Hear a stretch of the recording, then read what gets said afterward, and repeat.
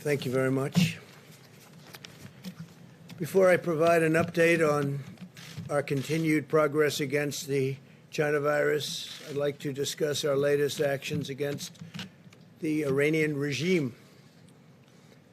Today, I'm directing the Secretary of State, Mike Pompeo, to notify the UN Security Council that the United States intends to restore virtually all of the previously suspended United Nations sanctions on Iran. It's a snapback, not uncommon. 2 years ago, I withdrew the United States from the disastrous Iran nuclear deal, which was a product of the Obama-Biden foreign policy failure, a failure like few people have seen in terms of the amount of money we paid for absolutely nothing and a short-term deal. This deal funneled tens of billions of dollars to Iran, 150 billion to be exact, plus 1.8 billion in cash, which I don't know that the president had the authority to give, but gave 1.8 billion in cash. Just another great deal that turned out to be a total disaster that would have funded all of the chaos and the bloodshed and the terror in the region and all throughout the world. And I won't say anything because I don't like saying it, but Iran doesn't have so much money to give to the world anymore, to the terrorists, to give to Al-Qaeda and various other groups of people that they were funding. They have to keep their own regime together, and it's not easy for them. And if and when I win the election, within the first month, Iran will come to us, and they are going to be asking for a deal so quickly because they are doing very poorly. But that deal was a disaster. $150 billion, $1.8 billion in cash. And we got nothing except a short-term little deal. A short-term, expiring, starting to expire already. It's terminated, but it would have, if we didn't terminate it, start to expire very shortly. A good deal was the deal we made with UAE and Israel. And by the way, other countries, I will tell you now, want to come into that deal. Countries that you wouldn't even believe want to come into that deal. And all of a sudden, you're going to have peace in the Middle East. And you couldn't have done it with this ridiculous Iran nuclear deal, as they call it, that President Obama made, along with Sleepy Joe Biden. I imposed the toughest ever sanctions on Iran. And this has caused great difficulty for them, giving money to terrorist organizations. And if they do, they'll have hell to pay. Earlier this year, I ordered the strike that took out the world's #1 terrorist, Qasem Soleimani, in addition to previously terminating leader and founder of ISIS, Abu Bakr al-Baghdadi, the two leading terrorists by far in the world. The founder of ISIS, nobody even talks about that.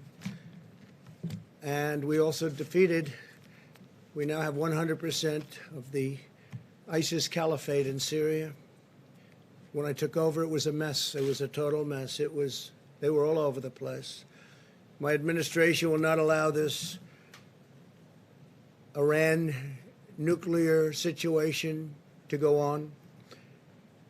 They will never have a nuclear weapon. Iran will never have, mark it down, Iran will never have a nuclear weapon. When the United States entered into the Iran deal, it was clear that the United States would always have the right to restore the UN sanctions that will prevent Iran from developing a nuclear weapon. We paid a fortune for a failed concept and a failed policy, a policy that would have made it impossible to have peace in the Middle East. Here at home, through Operation Legend, we are confronting the wave of crime in Democrat-run American cities. That's absolutely shocking. When you look at Portland or New York, San Francisco, Seattle, Chicago, sometimes Los Angeles, Democrat-run cities, they're a mess because they don't get it. Either they don't get it or there's something that nobody else understands. We've deployed more than 1,000 additional federal agents to help these Democrat-run disasters. We just have done this. We have to give them a hand. And we can stop it immediately, like Portland would be so easy to stop. We'd stop it immediately. We only sent in some Homeland people who were great, by the way, to save the courthouse because it would have been blown up or burned down. And they did that very easily. But if we were called upon, we would send in, whether it's Homeland, whether it's FBI, whether it's just law enforcement, and we'd send them in quickly. We would eradicate it just like happened in Minneapolis. As soon as they were called in, they should have been called in a lot sooner. You would have had far less damage. Today we announced that Operation Legend has successfully resulted in nearly 1,500 arrests already. Bad ones, really bad people. Prosecutions and prison sentences will follow, and they'll be a very long time in prison for what they've done to these cities. Most cities are well run. Most of the nation is well run. And the areas that we're talking about are all, in all cases, run by Democrats, usually radical left-leaning Democrats, like in New York or in Portland. We've made arrests in Kansas City, Chicago, Cleveland, Detroit, Milwaukee, St. Louis, Memphis, and Albuquerque for many violent crimes, including gun crimes, arson, and 91 murders. We're also using the full power of the federal government to defeat, as you know, the China virus. New cases have declined in 80% of the jurisdictions in the past week. 80%. New Zealand, by the way, had a big outbreak. And other countries that were held up to try and make us look not as good as we should look, because we've done an incredible job, but they're having a lot of outbreaks, but they'll be able to put them out, and we put them out. The hospitalization rate has fallen in our country, 54% since its peak in April, 54%. Older Americans are still the most vulnerable to the virus. 92% of deaths have occurred among those 55 and older. Only 2.7% of deaths have occurred among those 44 years. Think of that, 44 years and younger. So 44 years old and younger, only 2.7% of deaths have occurred. And many of those people had pre-existing conditions, they had problems, heart, diabetes, and other problems, but many of those. So think of that, only 2.7% under 44 years of age. Excess mortality in Europe this year is 33% higher than the United States. Evidence that the tragic cost of this virus is higher in other Western nations. South Korea, you've been reading about South Korea doing well. Well, they just had a very big breakout, but they'll be able to solve the problem. We must all remain vigilant and continue to exercise extreme caution around those at highest risk. As we know, multiple colleges and universities announced that they would suspend in-person teaching. Now, we have learned one thing. There's nothing like campus. There's nothing like being with the teacher as opposed to being on a computer board. It's been proven a lot better. It's a lot better. The iPads are wonderful, but you're not going to learn the same way you do by being there. So, nevertheless, certain colleges and universities have announced that they would suspend the in-person teaching. For older people and individuals with underlying conditions, the China virus is very dangerous, but for university students, the likelihood of severe illness is less than or equal to the risk of a seasonal flu. And the seasonal flu happens and comes and it goes, and it can be very bad, but people don't talk about it in the same way, and they shouldn't. But if you look at that, the odds are less than or equal to. Instead of saving lives, the decision to close universities could cost lives. It is significantly safer for students to live with other young people than to go home and spread the virus to older Americans. Make sense? And the shutdown thing is causing tremendous depression for those places that are still shut down. You look at certain areas that, in all cases, Democrat-run, still shut down, and the numbers there aren't even good, but causing tremendous depression, suicide, drugs, alcohol, abuse. A lot of problems are being caused. Probably far more, I would say, Scott, than is caused by the virus itself, now that we understand the virus. Colleges should take reasonable precautions. Students who feel sick should not attend class and should limit social interaction as they would for any other illness. And universities should implement measures to protect the high-risk students or professors and teachers. The ultimate goal of testing is to prevent transmission in high-risk settings and to prevent transmission, period, but especially in nursing homes, and to care for the vulnerable and our elderly, which really fit into that definition of who is vulnerable. We have tremendous unused testing capacity in our country. We have a tremendous unused testing capacity. It's something that a lot of other nations are very impressed with, they tell us. In our path forward, we will continue to follow a science-based approach to protecting the high risk while enabling healthy Americans to safely go back to work and school. Our country will be open. Our country is getting open quickly. Our stock markets are almost back to where they were prior to the China virus disaster coming in. And I want to thank you all for being here, and we'll take some questions. Yeah, please. During the pandemic, the QAnon movement appears to be gaining a lot of followers. Can you talk about what you think about that and what you have to say to people who are following this movement right now? Well, I don't know much about the movement other than I understand they like me very much, which I appreciate. But I don't know much about the movement. I have heard that it is gaining in popularity, and from what I've heard, these are people that when they watch the streets of Portland, when they watch what happened in New York City in just the last 6 or 7 months, but this was starting even 4 years ago when I came here, almost 4 years, can you believe it? These are people that don't like seeing what's going on in places like Portland and places like Chicago and New York and other cities and states. And I've heard these are people that love our country and they just don't like seeing it.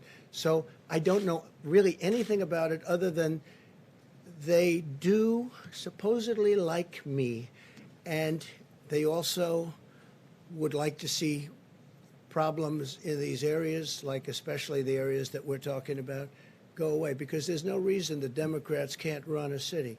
And if they can't, we will send in all of the federal, whether it's troops or law enforcement, whatever they'd like. We'll send them in. We'll straighten out their problem in 24 hours or less. Okay? Well, just real quick, at the crux of the theory is this belief that you are secretly saving the world from this satanic cult of pedophiles and cannibals. Does that sound like something you are behind? Well, I haven't heard that, but is that supposed to be a bad thing or a good thing? I mean, you know, if I can help save the world from problems, I'm willing to do it. I'm willing to put myself out there. And we are, actually. We're saving the world from a radical left philosophy that will destroy this country. And when this country is gone, the rest of the world would follow. The rest of the world would follow. That's the importance of this country. And when you look at some of the things that these people are saying with defund the police and no borders, open borders, everybody just pour right into our country. No testing, no nothing. You know, you talk about testing, no testing. Mexico, as you know, has a very high rate of infection. The wall is now going to be next week 300 miles long. Our numbers are extraordinary on the border. Had that, and this is through luck perhaps more than talent, although the talent is getting it built when one party refuses to allow it. You don't hear talk about the wall anymore. But I will say this, we need strength in our country, not weakness. Too much weakness. Yes, John. Mr. President, you have been very bullish on the promise of convalescent plasma to treat coronavirus. The FDA appeared to be on the brink of issuing an emergency use authorization for convalescent plasma, but after hearing from top officials at the NIH that there wasn't enough evidence to go ahead with that, the FDA has put that on pause. Your reaction to that, and do you believe that convalescent plasma should be in the arsenal of treatments for coronavirus? Well, I hear great things about it, John. That's all I can tell you. And it could be a political decision because you have a lot of people over there that don't want to rush things because they want to do it after November 3rd. And you've heard that one before. But I've heard fantastic things about convalescent plasma. And I've heard numbers way over 50% success. And people are dying. And we should have it approved if it's good. And I'm hearing it's good. I heard from people at the FDA that it's good. So we'll see. I'm going to check that right after this conference. My understanding that the White House will encourage the NIH and the FDA to get this out there as quickly as possible. Well, the numbers are as good as I'm hearing. I mean, I'm hearing over 50%, and that's very good. And we've approved certain things that are at 31%, and that's okay, too. That's not bad. And it's really had a tremendous impact. No, I have, you're telling me something right now that surprises me, but we'll check it out right after this. Concerned about a delay? I don't want delays. I don't want people dying. I don't want people dying. Yeah, please go ahead. Mr. President, I want to ask you about your tweet earlier today on Goodyear. It was essentially calling for a boycott on Goodyear tires. Do you want the federal government to stop buying and using Goodyear product as well? And is there anything? I'm not happy with Goodyear because what they're doing is playing politics. And the funny thing is the people that work for Goodyear, I can guarantee you, I poll very well with all of those great workers in Goodyear. And when they say that you can't have Blue Lives Matter, you can't show a blue line, you can't wear a MAGA hat, but you can have other things that are Marxist in nature, there's something wrong with the top of Goodyear. And what the radical left does is they make it impossible for people to do business if they're Republican or if they're conservative. They put out all sorts of effort, don't shop there. They do vicious things, not so different than what you saw on the streets of Portland 2 nights ago. What kind of boycott do you envision? Oh, I don't know. That's up to people, but I wouldn't recommend it. If they want to hold political speech, if they want to let you not do what everybody's doing, if they want to wear a MAGA hat or if they want to wear a Blue Lives, you know what Blue Lives Matter, right? That's policemen and women. That's a terrible thing. That's a terrible thing. So they're using their power over these people, and these people want to wear whatever it is that we're talking about. You know that. And so I would be very much in favor if people don't want to buy there. And you know what? They'll be able to get a good job because we set a jobs record over the last quarter, as you know, the most jobs ever in the history of our country. You'll be able to get another good jobs. I think it's disgraceful that they did this. Please, go ahead. Yes, Mr. President, you've said that the arrest of Jimmy Lai in Hong Kong is, quote, a terrible thing. Do you have a message for Jimmy Lai? Has your administration spoken directly with him? Is your State Department working for his release? Well, I send him best wishes. I hear he's a wonderful gentleman. He's certainly a brave man, and I send him best wishes. With that being said, because of that and obviously what happened in Hong Kong, we've taken all of the vast amounts of money that we used to subsidize Hong Kong. We essentially subsidized Hong Kong by giving them all sorts of incentives. And that's what made Hong Kong, the exchange and business in Hong Kong, successful. I've taken it all back. That means that the United States is going to do a lot more business. You know, we really gave them tremendous incentive and subsidy in order that they be successful for freedom. But now that the freedom obviously seems to have been taken away, we will keep all of the incentives that we were giving them, which is billions and billions of dollars, and all of that business will come into our country, including the New York Stock Exchange and NASDAQ and It'll all come here.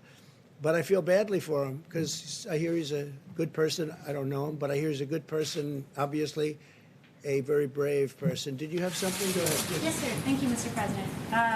With the Iraqi Prime Minister coming in tomorrow, what about Say it. The Iraqi Prime Minister is coming in tomorrow to meet with you, and how do you feel about this notion that Iraq can once again become the buffer between Iranian influence and Russian influence in the Middle East? Do you feel that under this Prime Minister that that's possible once again? What are your thoughts Well, on this it? is a man that I get along with very well.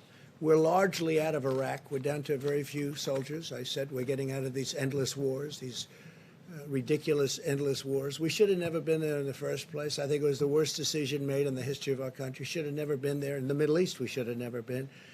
But we're getting out rapidly out of, over the course of 3 years. In getting out, it's very sticky getting out. And some people agree and many people don't agree. But I think most people very much agree. We're doing very well in our negotiations with Afghanistan, with getting out. We're down to a much smaller number of people left there. And, I greet men and women coming home and coming home after they've been hit. I've also greeted many at Dover, greeted many bodies coming back in. And we've been there 19 years, and we're basically policemen. We're acting as police as opposed to soldiers. And they're going to have to police their own states. And they've been doing that for thousands of years. But it's time after 19 years that our soldiers come home. They've done an incredible job, but they're not allowed to fight to win, and maybe they shouldn't be, because a lot of the people, it's not their fault. But with the Taliban and with going to Iraq again, we're down in Afghanistan, very low numbers, and that'll be taking place. And I let them know, do anything and you'll be hit like you've never been hit before. So we're doing very well. Syria, the same thing. Remember when I took all of the soldiers off of the border between Syria and Turkey, right? And everybody said, oh, that was 2 years ago. It was a long time ago. They said, oh, this is terrible, terrible, terrible. We're going to leave. Why do we have our soldiers between Syria and Turkey? Turkey can definitely take care of itself. I have a very good relationship with President Erdogan, and Syria has been fighting forever. And I say, why are we guarding their border? And I brought our soldiers back home. I got them out, and guess what? Nothing's happened. They've been fighting like they have been for 1,000 years, okay? Nothing's happened, and nobody mentions that. Everybody said this is going to be a disaster. There's no disaster. Nothing's happened. And so we're getting out of the endless wars, and we are building a military the likes of which the world has never seen. $2.5 trillion we've spent, and we hopefully don't ever have to use it. But we want to focus on a much bigger picture, because we have a much bigger picture. It's when you look at what China's doing, when you look at what Russia's doing, when you look at what some other countries are doing, we want to be ready just in case there is a catastrophe. We don't want to see that. We don't want to ever use it. We've rebuilt our military, new missiles, new rockets, and new tanks, and new everything. $2.5 trillion, all made in the USA. And we've upgraded incredibly our nuclear capability, and some of our nuclear needed nourishment. It needed new strength, and we've upgraded it very, very significantly. I mean, to a level that nobody would even believe. And hopefully we don't.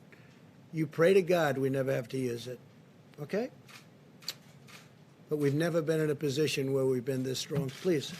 President, thank you so much. I wanted to ask you about the Middle East. I have a couple questions.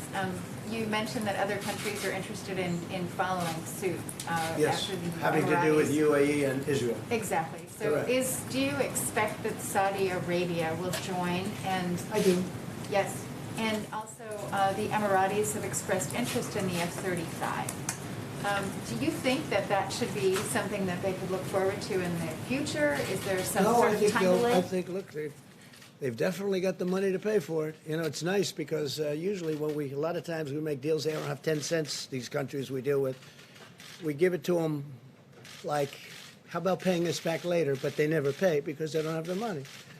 No, they have the money, and they would like to order quite a few F-35s. It's the greatest fighter jet in the world, as you know, by far. Stealth. Totally stealth. You can't see it. Makes it very difficult. I was asking a pilot, what do you think is better? This one, that one? Talking about Russian planes, Chinese planes. He said, well, the advantage we have is you can't see it. So when we're fighting, they can't see us. I say, that sounds like a really big advantage to me. To these Don't guys, want them you know, to they have look, by the way, I said it, to these pilots that I meet, they look better than Tom Cruise, and they're definitely tougher. And he's a nice guy. But these people are amazing, and I speak to them a lot about it. What do you think, you know, as I go around to the various places? I saved the big one in Florida as an example. That was a big one, knocked down pretty much by the hurricane. So I spent a lot of time on that, and it's the greatest plane in the world. One thing about that kind of thing, technology, high technology, greatest plane doesn't last long. Somebody comes up with something else, but we're always the one to come up with something else. So, yeah, they'd like to buy F-35s. We'll see what happens. It's under review, but they made a great advance in peace in the Middle East. Even the New York Times thought it was an incredible deal. Can you imagine that? Tom Friedman had a very nice thing to say about it. I spoke to him about it. He thought it was terrific, and it is terrific. I see a lot of countries coming in fairly quickly, and when you have them all in, ultimately Iran will come into. There'll be peace in the Middle East. That'll be nice. Iran will be very much neutralized. They never thought this could have happened. And with the horrendously stupid Iran deal signed by Obama, this could have never happened. Israelis are so. On the Goodyear issue, you ride on Goodyear tires in the presidential limousine. Correct. If there were an alternative, would you want those tires swapped out? Yeah, I would do that. I would swap them out based on what I heard. We'll see what happens. Look, you're going to have a lot of people not wanting to buy that product anymore, and they'll buy from a competitor, made in the USA too. Okay, please go. Mr. President, excerpts from Obama's speech that he'll give later at the Democratic Convention show that he says that he hoped that you would take being president more seriously once you had the job and discover reverence for democracy. And then he said, I quote, "but he never did." What is your reaction to that? You know, when I listen to that and then I see the horror that he's left us, the stupidity of the transactions that he made. Look what we're doing. We have our great border wall. We have security. We have the UAE deal, which has been universally praised by people that aren't exactly fans of Donald Trump for various reasons. I don't know why. It can't be my personality, but they're not fans, right? And when I look at what we have, and I look at how bad he was, how ineffective a president he was so ineffective, so terrible. Slowest growing recovery in the history, I guess, since 1929 on the economy. Don't forget, until the China virus came in, we had the greatest economy in the history of the world. And now we're doing it again. I'm going to have to do it a second time. We're doing it again. Hard to believe. We're doing very well. You heard the numbers. They're way, way down on the virus. But when you look at the kind of numbers that we're producing on the stock markets, we're almost at the level. In fact, NASDAQ and S&P are higher than they were at their highest point prior to the China virus coming and the plague coming in. Now, President Obama did not do a good job. And the reason I'm here is because of President Obama and Joe Biden. Because if they did a good job, I wouldn't be here. And probably if they did a good job, I wouldn't have even run. I would have been very happy. I enjoyed my previous life very much. But they did such a bad job that I stand before you as president. Thank you all very much. Thank you. Mr. President, for the 170,000 dead?